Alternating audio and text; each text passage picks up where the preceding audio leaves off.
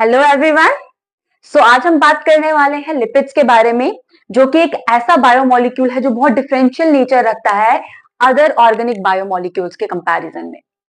तो वो क्यों, उसके लिए हमें लेक्चर 1 देखना पड़ेगा बायोमोलिक्यूल्स का। तो लेक्चर 1 एंड लेक्चर 2 जो है वो मैंने अपलोड कर दिया है, जिसमें से लेक्चर 1 जो है वो डेडिकेटेड है एनालिसिस ऑफ बायोमोलिक्यूल्स को लेकर, जहां पे आपको ये इन्फॉर्मेशन मिल जाएगी। एंड लेक्चर 2 जो है उसमें आप डील करोगे कार्बोहाइड्रेट्स को, ठीक है, जिसमें कार्बोहाइड्रेट्स की सिंपलर यानी कि मोनोमेरिक एंड पॉलीमेरिक अरेंजमेंट दोनों डिस्कस किए गए हैं एज पर एनसीईआरटी। आज हम बात करेंगे लिपिड्स के बारे में। और जैसे मैंने कहा कि लिपिड्स जो है it's is not a true बायोमैक्रोमोलिक्यूल। बायोमैक्रोमोलिक्यूल वो होते हैं जिनका साइज 800 डेल्टन से बड़ा होता है, ठीक है। लिपिड जो है वो बायोमैक्रोमोलिक्यूल नहीं है। तो ये हम टर्म टर्म क्यों यूज कर रहे हैं, ये इसीलिए यूज कर रहे हैं क्योंकि जब एनालिसिस किया गया था, केमिकल एनालिसिस किया गया था, उस दौरान साइज के बेसिस पे हमारे पास सेपरेशन हुआ था कुछ मॉलिक्यूल्स का। तो जो साइज में बड़े थे वो रेटिनेट में रह गए थे, जो साइज में छोटे थे वो फिल्ट्रेट में आ गए थे। बट लिपिड जो है उसका साइज छोटे होने के बावजूद भी वो रेटिनेट में पाया गया। तो ये था हमारे पास लिपिड का एक बेसिक नेचर, जो कि उसको अदर बायोमोलिक्यूल से बिल्कुल अलग कर रहा है, यानी कि नेचर कुछ और होना और उसका अरेंजमेंट कुछ और होना, ठीक है।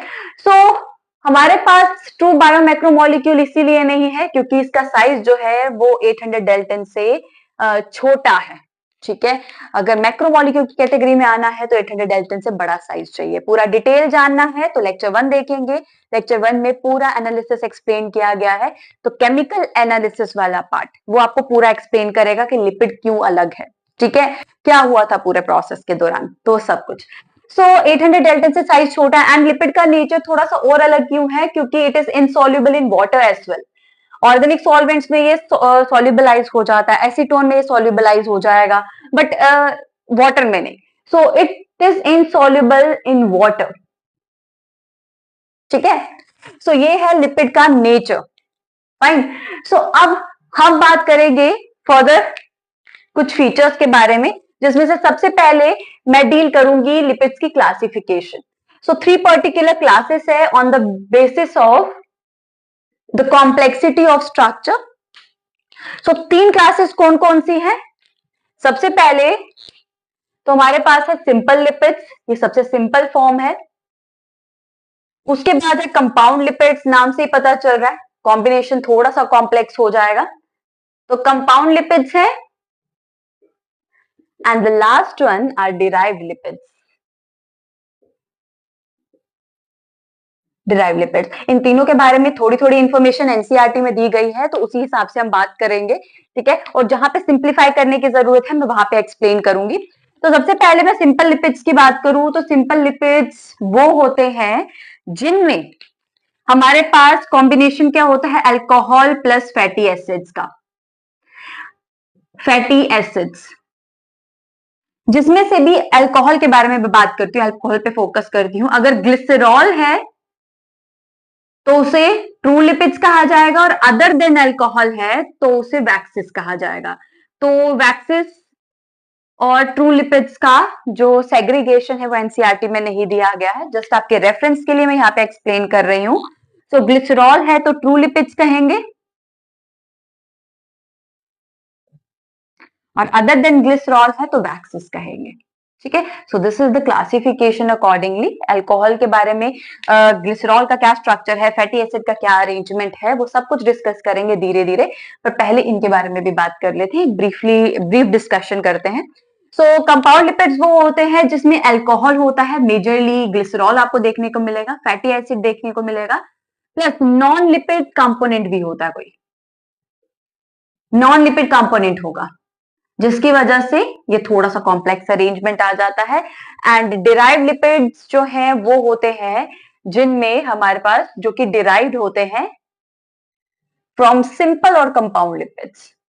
जो सिंपल और कंपाउंड लिपिड से डिराइव्ड होते हैं, थोड़ी सी चेंजेस के बाद ये एक्सट्रैक्ट होंगे, ठीक है। This is the actual classification जो लिपिड्स की रहती है, और इसी के बेसिस पे हमें पूरा डिटेल करना है।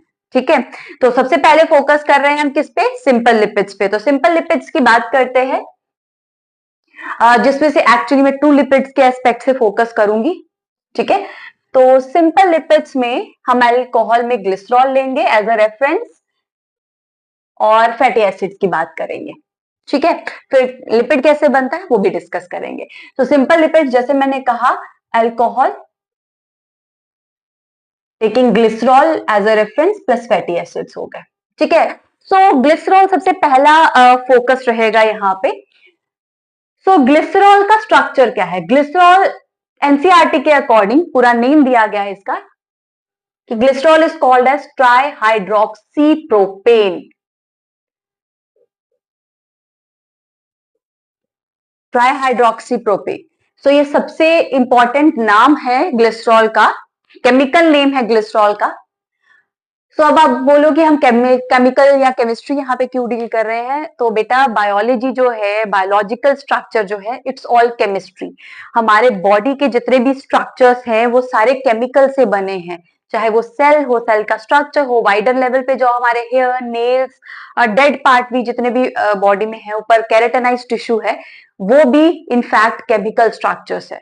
तो बायोलॉजिकल सिस्टम को वर्क करने के लिए जो भी प्रोसेस होते हैं, they are all chemical reactions. तो मेटाबॉलिज्म की आप बात करते हैं, वो केमिकल रिएक्शंस है, वो सेट ऑफ केमिकल रिएक्शंस है जो हमारी बॉडी में हो रही है। तो इसीलिए हमारी बॉडी में जो भी चीजें हैं वो केमिस्ट्री है, तो हम यहाँ पे केमिस्ट्री के एस्पेक्ट से ही सब कुछ कवर करेंगे। तो जितनी भी चीजें हैं वो सारी केमिकल रिएक्शंस है, सारे कंपाउंड्स है, मॉलिक्यूल्स है, राइट। सो ग्लिसरॉल जो है वो ट्राईहाइड्रोक्सीप्रोपेन है, तो स्ट्रक्चर कुछ इस तरीके से रहेगा, तो थोड़ा ध्यान देंगे। Try hydroxy, CH2 CH and CH2, try hydroxy, hydroxy तो 3 हाइड्रोक्सिल ग्रुप्स आ गए, ट्राई हाइड्रोक्सी प्रोपेन। ठीक है, 3 कार्बन कंपाउंड होता है प्रोपेन। ठीक है, और उसके बाद हमारे पास ट्राई हाइड्रोक्सी, एक एक हाइड्रोजन सब्सटीट्यूट हो गया with hydroxyl group. This is the structure of try hydroxy propane यानी कि ग्लिसरॉल का। Now if will focus on fatty acids, so fatty acids जो है, फैटी एसिड्स जो है वो कार्बन कंपाउंड्स होते हैं यानी कि हाइड्रोकार्बन्स होते हैं। They are hydrocarbons with carboxyl group at the end. तो ये हमारे पास हाइड्रोकार्बन्स होते हैं विद कार्बोक्सिल ग्रुप्स। ठीक है, सो अभी हाइड्रोकार्बन में जो कार्बन नंबर होता है वो 1 to 19 हो सकता है। ठीक है, सो हमारे पास जो कार्बन है 1 to 19 हो सकता है इन नंबर। सो अकॉर्डिंगली इस तरीके से हमारे पास अरेंजमेंट रहेगा। तो मैं इस तरीके से बता देती हूँ कि कैसा है, किस तरीके से रिप्रेजेंट किया जाता है फैटी एसिड को। So R represents the hydrocarbon chain, with this is the carboxyl group. ठीक है, सो ये है फैटी एसिड का अरेंजमेंट। सो सिंपल लिपिड्स में ये ग्लिसरॉल और फैटी एसिड यही कंबाइन होते हैं और अल्टीमेटली क्या बनाते हैं, लिपिड बनाते हैं, simple lipid. So simple lipid कैसे बनेगा, किस तरीके से जुड़ेगा, तो अब उसके बारे में बात करते हैं। Okay, now let's combine the structure of glycerol and fatty acid ताकि हम जान सके कि एक्चुअल अरेंजमेंट कैसा है। ये आ गया हमारे पास ग्लिसरॉल का स्ट्रक्चर, CH2 प्रोपेन, एक एक हाइड्रोजन है, जैसे हमने कहा हाइड्रोक्सिल ग्रुप से सब्स्टिट्यूट हो गए ये। सो अब हमारे पास क्या है, 3 पर्टिकुलर फैटी एसिड्स हम ले रहे हैं। ठीक है, जिसमें से कार्बोक्सिल ग्रुप में ले रही हूं, ये R आ गया। अगर मैं थोड़ा सा और बेटर वे में एक्सपैंड करके लिखूं तो ये हमारे पास CHOH, ठीक है, COOH, डबल बॉन्ड O और OH ये आ गया। उसके बाद ये R आ गया, C double bond O OH, ये R2 आ गया and C double bond O OH और ये आ गया R3। सो ये हमारे पास 3 फैटी एसिड्स आ गए। ठीक है, R1, R2 and R3। R जो है वो वेरिएबल ग्रुप को रिप्रेजेंट कर रहा है, कुछ भी कार्बन हो सकते हैं 1 to 19। ठीक है, इसके बारे में भी बात करेंगे। तो अब क्या होता है कि हमारे पास जब फैटी एसिड बनाना, सिंपल लिपिड बनाना होता है, तो उस दौरान क्या होता है, एक हाइड्रोजन और एक हाइड्रोक्सिल ग्रुप जो है वो रिमूव हो जाता है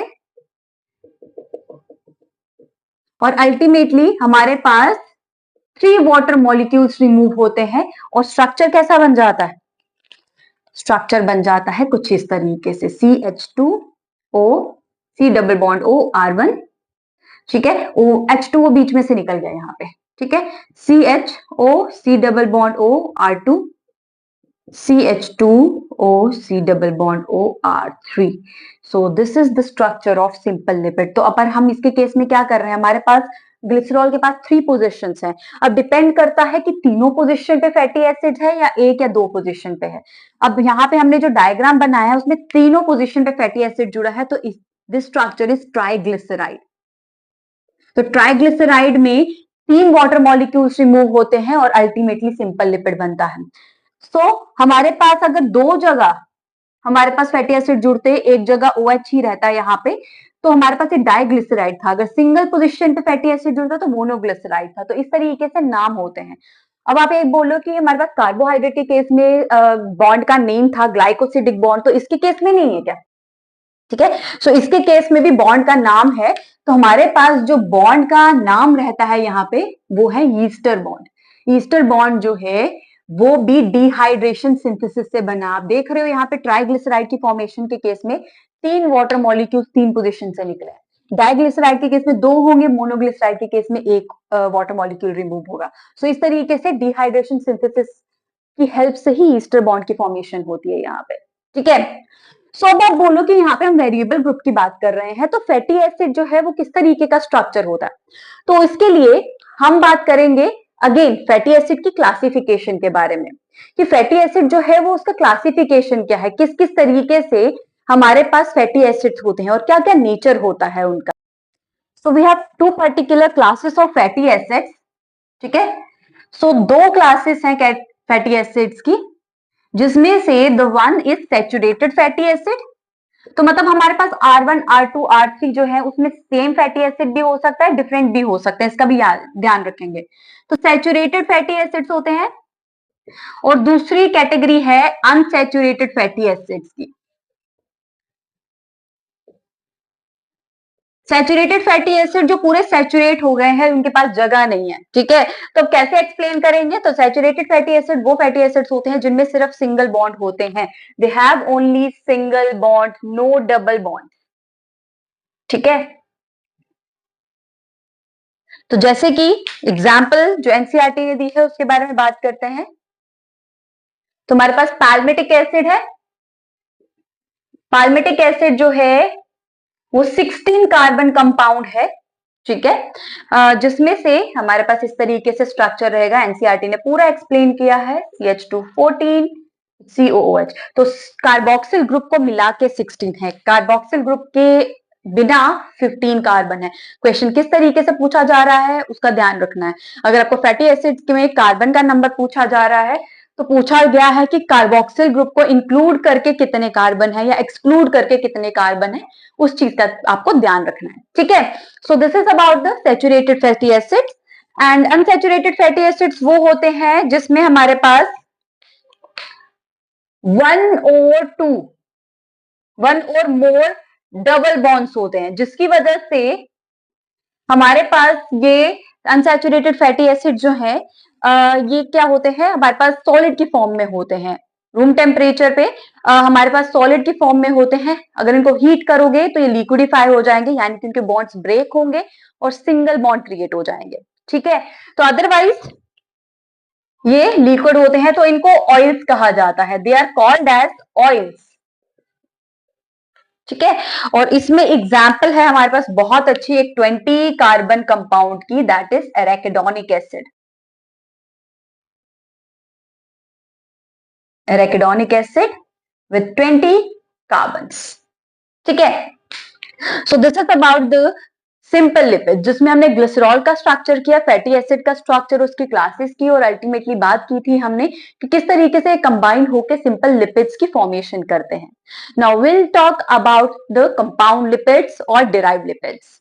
सो कंपाउंड लिपिड की बात करें तो हमारे पास कंपाउंड लिपिड जो है, हमने कहा कि अल्कोहल, फैटी एसिड और नॉन लिपिड पार्ट से बना होता है, ठीक है। सो अब हमारे पास इसमें जो सबसे अच्छी एग्जाम्पल है जो हम डील करते हैं, जो हमें आगे के चैप्टर में यानी कि सेल कि प्लाज्मा मेम्ब्रेन के स्ट्रक्चर में भी हेल्प करेगा, वो है लेसिथिन का स्ट्रक्चर। लेसिथिन यानी कि एक फॉस्फोलिपिड।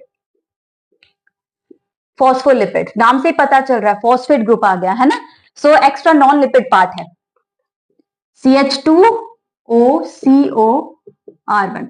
ये आप नॉर्मल स्ट्रक्चर देख रहे हो जैसे हमने ग्लिसरॉल के टाइम पे किया था, हमने जब ट्राइग्लिसराइड की फॉर्मेशन करी थी, हमने दो स्टेप बिल्कुल दो चेन्स वैसे ही बनाई।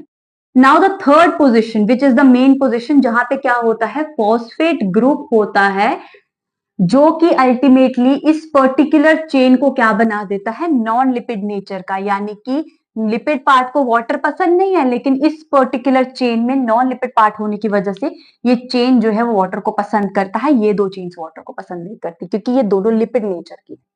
तो सेल मेम्ब्रेन का जब आप स्ट्रक्चर करोगे उसमें आप देखोगे कि इस तरीके का स्ट्रक्चर है जिसमें आपको दो टेल्स दिखेंगी जो वाटर को बिल्कुल पसंद नहीं करती, वो ये है, और हेड दिखेगा जो वाटर को पसंद करता है, हाइड्रोफिलिक होता है, वो ये पार्ट है, नॉन लिपिड पार्ट।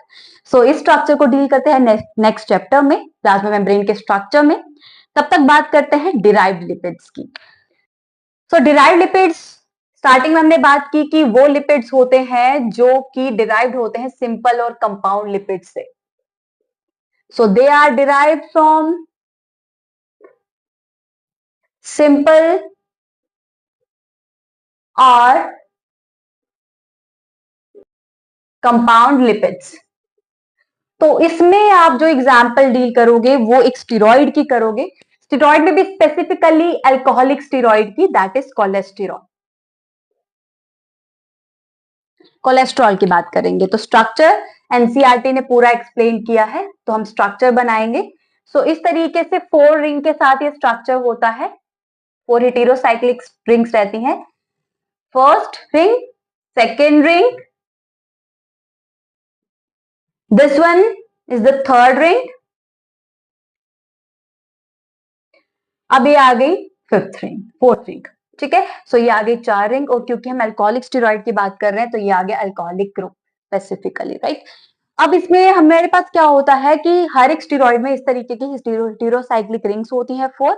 अब उसके साथ साइड चेन में कौन कौन से ग्रुप होते हैं या साइड चेन कितनी लंबी होती है उस पर डिपेंड करता है कि वो कौन सा स्टेरॉइड या स्टीरॉल है। ठीक है, तो यहाँ पे इसकी साइड चेन कुछ इस तरीके से है, ये है साइड चेन। ठीक है, ये साइड चेन आ गई इसकी। सो दैट्स द अरेंजमेंट, इसको कंप्लीट करते हैं with this and this. So this is the structure of cholesterol. तो यहां से एंड हुआ हमारे पास लिपिड वाला पार्ट, जो कि ट्रू बायोमैक्रोमोलिक्यूल नहीं है, बाकी ऑर्गेनिक बायोमोलिक्यूल से थोड़ा सा अलग है। ठीक है, और याद रखेंगे यहाँ पे हमने कहीं पे भी नहीं देखा कि लिपिड ने पॉलीमर बनाया है। ठीक है, तो लिपिड्स जो है वो कभी भी पॉलीमर्स नहीं होते हैं, lipids are not at all polymers, they are not polymers, और कभी भी पॉलीमर्स फॉर्म नहीं करते, तो इस चीज का बहुत ज्यादा ध्यान रखना है। ठीक है, सो यहां से एंड हुआ लिपिड, और नेक्स्ट सेशन में अब हम बात करेंगे प्रोटीन्स के बारे में, जो कि एक ऐसे कंपाउंड है जो कि अमीनो एसिड से बने होते हैं, उनके हेटेरो अरेंजमेंट से बने होते हैं, यानी कि डिफरेंट तरह के अमीनो एसिड जुड़ के प्रोटीन बनाते हैं। तो नेक्स्ट सेशन में प्रोटीन के बारे में बात करेंगे, तब तक अच्छे से रिवाइज करेंगे lipid, carbohydrates and ultimately analysis of biomolecules. So मिलते हैं नेक्स्ट सेशन में।